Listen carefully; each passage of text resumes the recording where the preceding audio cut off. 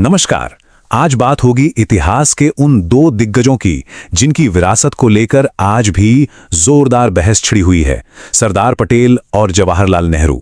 चलिए देखते हैं कि इस बहस में कौन से नए पहलू सामने आ रहे हैं। अच्छा, तो ये पूरी बहस शुरू कहां से हुई? वो हुई रक्षा मंत्री राजनाथ सिंह के इस बयान से।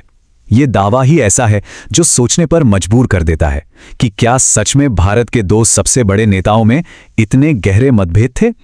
चलिए जरा इसकी तह तक चलते हैं।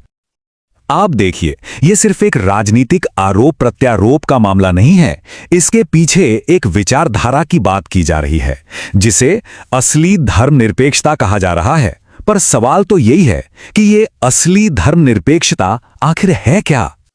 तो इस विचार के हिसाब से असली धर्मनिरपेक्षता का सीधा सा मतलब यह है कि कोई भी धार्मिक जगह वो जनता के चंदे से बननी चाहिए, मतलब सरकारी खजाने का पैसा इसमें नहीं लगना चाहिए। और यही परिभाषा, यही आइडिया इस पूरी बहस के सेंटर में है। अच्छा, अब इस तर्क को और मजबूत करने के लिए देखिए कैसे तीन उदाहरण सामने रखे गए हैं।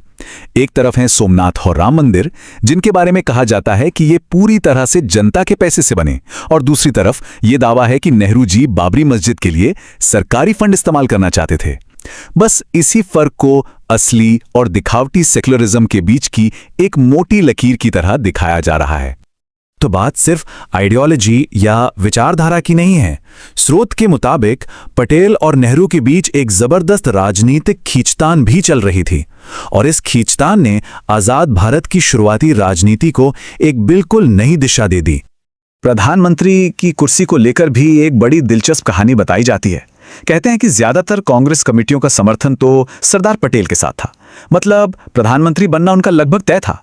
लेकिन फिर गांधी जी बीच में आए, उन्होंने हस्तक्षेप किया और उनके कहने पर पटेल ने अपना नाम वापस ले लिया, और इस तरह नेहरू प्रधानमंत्री बने। सोचिए, ये वो एक पल था जिसने शायद भारत के भविष्य का पूरा नक्शा ही बदल दिया। और ये राजनीतिक दूरी सिर्फ प्रधानमंत्री पद तक ही नहीं रुकी। एक और बड़ा आरोप लगता है भारत रत्न को लेकर।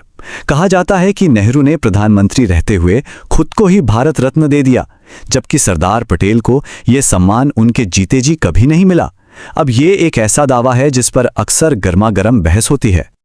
तो सवाल ये उठता है कि इस पूरी राजनीतिक खींचतान का नतीजा क्या हुआ, असर क्या पड़ा? दावा यह है कि इसका असर सिर्फ उस वक्त की पॉलिटिक्स पर नहीं पड़ा, बल्कि इस बात पर भी पड़ा कि हम आज सरदार पटेल को कैसे याद करते हैं, उनकी विरासत को कैसे देखते हैं। स्रोत के मुताबिक पटेल के कई ऐसे बड़े काम थे जिन्हें इतिहास की किताबों में वो जगह ही नहीं मिली जिसके वो हकदार थे। चाहे वो कश्मीर पर उनका वो कड़ा रुख हो जिससे भारत की स्थिति मजबूत हुई, या फिर हैदराबाद को भारत में मिलाने का उनका वो साहसिक और निर्णायक कदम। आरोप सीधा सीधा ये है कि जानबूझकर कुछ राजनीतिक ताकतों ने पटेल की विरासत को दबाने की कोशिश की। और फिर इस पूरी कहानी में एक नया मोड़ आता है।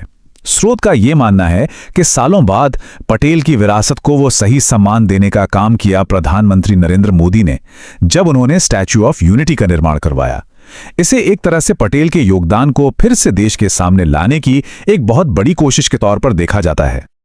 तो इन सब बातों को अगर हम जोड़कर देखें तो जहन में एक बड़ा सवाल आता है कि अगर सरदार पटेल प्रधानमंत्री होते तो आज का भारत कैसा होता।